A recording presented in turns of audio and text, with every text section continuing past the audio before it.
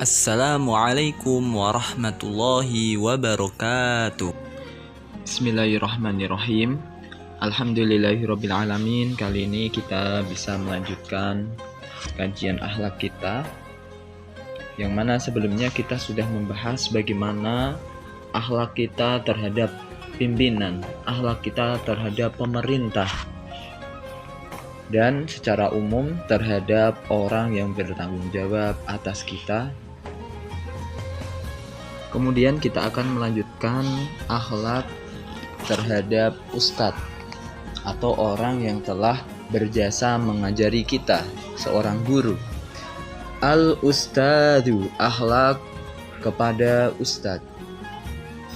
Innal ustadzaka, bahwasanya gurumu, huwallazi anqadaka, dia adalah orang yang menyelamatkanmu, min musibatil jahli, dari musibah kebodohan, wabatha fi fuadika, dan dia telah menyebarkan di dalam dadamu, ma yusiruka, sesuatu yang menjadikanmu insanan kamilan, manusia yang sempurna, fadilan, yang utama, amilan, yang alim, berilmu, mempunyai pengetahuan, arifan, yang mengerti, malikan, arifan, yang mengerti, malaka, apa yang engkau miliki, apa yang manfaat untukmu, wama alaika, dan yang madorot bagimu, yang madorot bagimu, minal huquqi, dari hak-hak, wal wajibati, dan kewajiban-kewajiban, nafi'an, bermanfaat, nafsaka, untuk dirimu, wa ghairaka, dan orang lain, wa ghairaka, dan orang lain, munsharifan, yang memalingkan, anir rodaili, dari kehinaan, anir rodaili, dari kehinaan, ilal fadaili, kepada kemuliaan, kepada kemuliaan atau keutamaan, mahbuban, yang dicintai, li jami'in nasi, pada semua manusia, manduron ilaika, yang dilihat kepadamu, yang melihat ilaika, kepadamu, melihatmu, bi'ainil waqari, dengan pandangan kewibawaan, wal i'tibari, dan perhitungan. Maka dari itu, fayalzamuka, maka wajib bagimu, antahtarimahu, untuk menghormatinya, wa ta'zimahu, dan mengagungkannya, bi antajlisa, dengan sekira engkau duduk, baina yadaihi, di hadapannya, muaddiban, dengan sopan santun, muntabihan,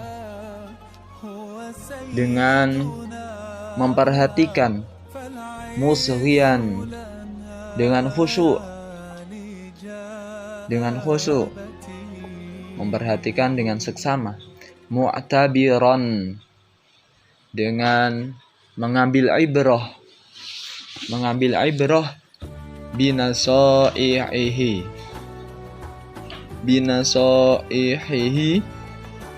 dengan nasihat-nasihatnya, amilan, mengamalkan, bikulli ma yurshiduka, dengan setiap sesuatu yang ia tunjukkan kepadamu, dengan sesuatu yang ia tunjukkan kepadamu, dengan arahan-arahannya, ilaihi kepadanya, mutawaddi'an bertawadu, lahu kepadanya, mu'taqidan fihi dengan beriktikad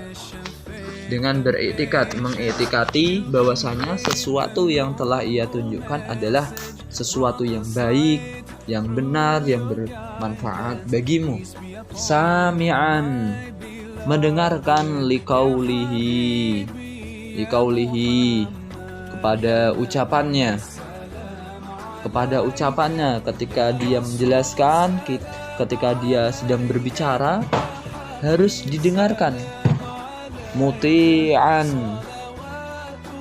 taat li amrihi kepada perintahnya, walaupun perintah-perintah yang biasa selama tidak maksiat. Kita sebagai murid, kalian sebagai murid harus taat. Majdan dengan memuliakan, mengagungkan, fit ta'allumi dalam belajar. Saat kondisi sedang belajar mengajar, otomatis kalian sebagai siswa harus mengagungkan, tidak bercanda sendiri ketika dijelaskan, tidak ngobrol, mendengarkan dengan seksama, muta'ammilan serta berpikir, qoblal kalami sebelum berbicara, tarikan fid darsi ma yushhiluka,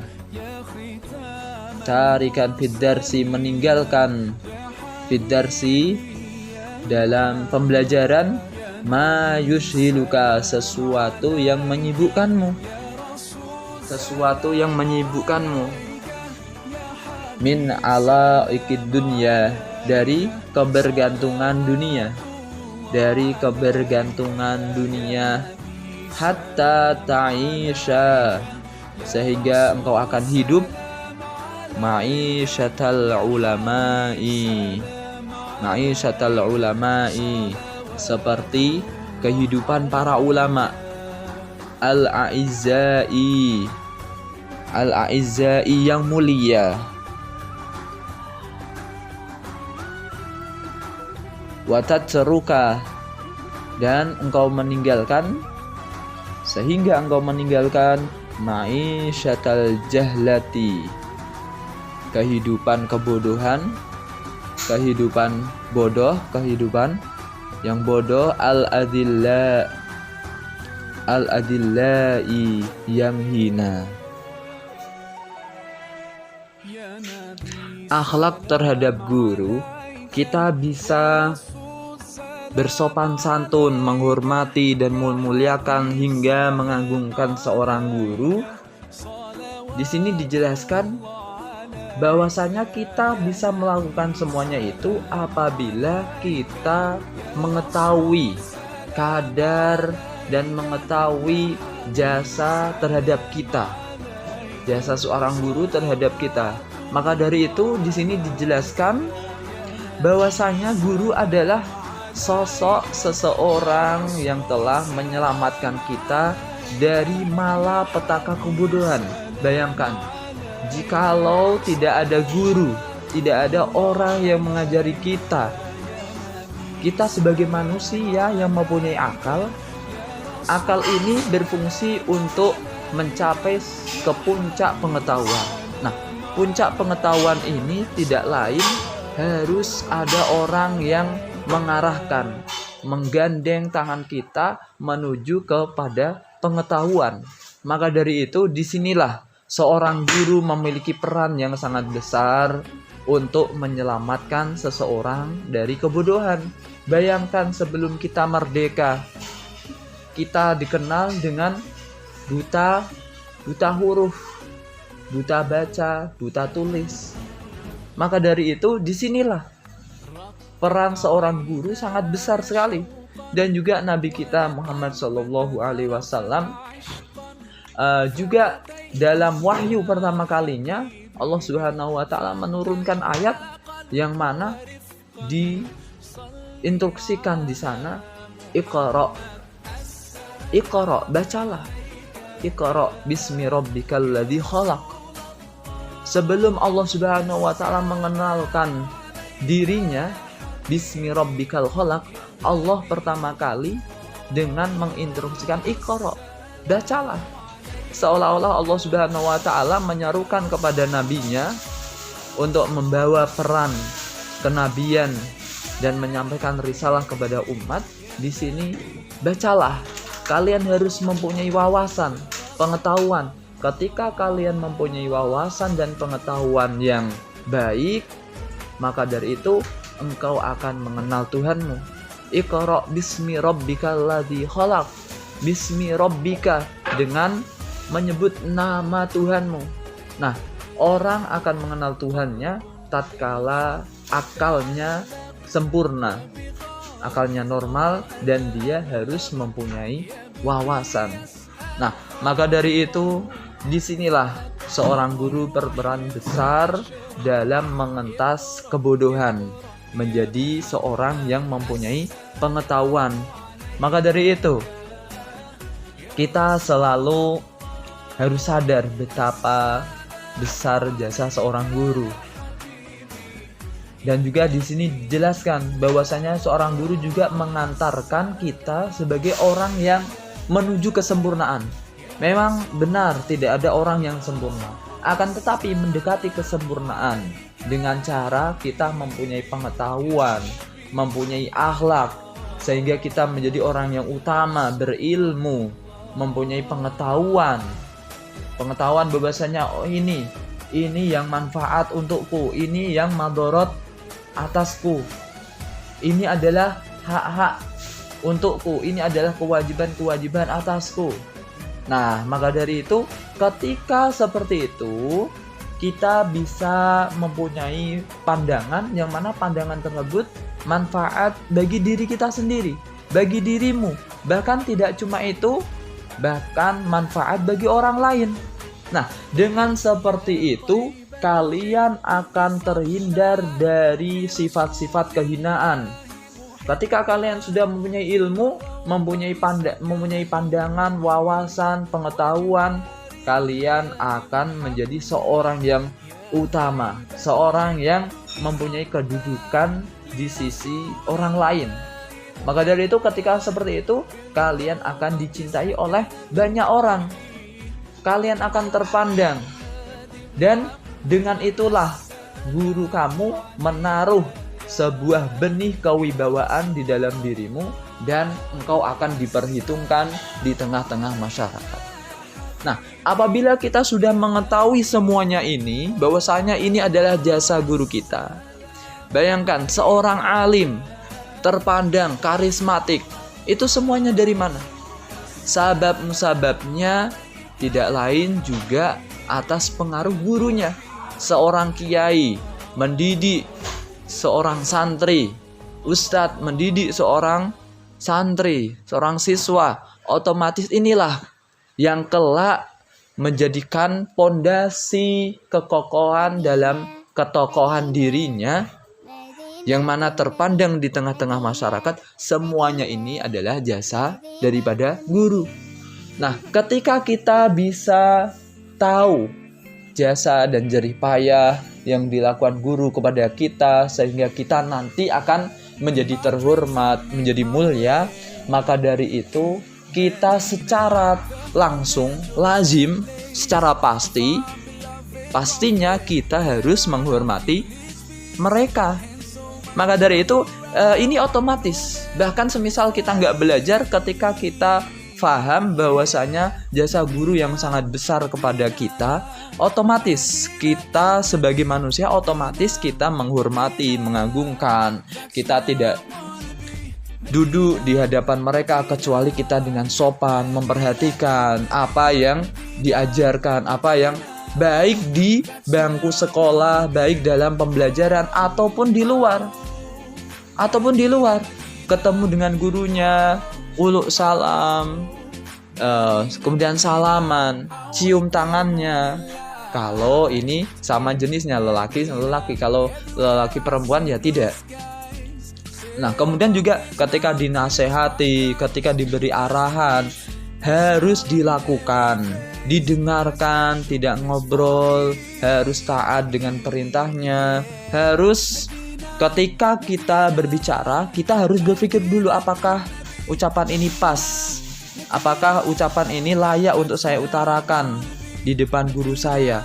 Nah, semuanya ini harus dipikir semuanya.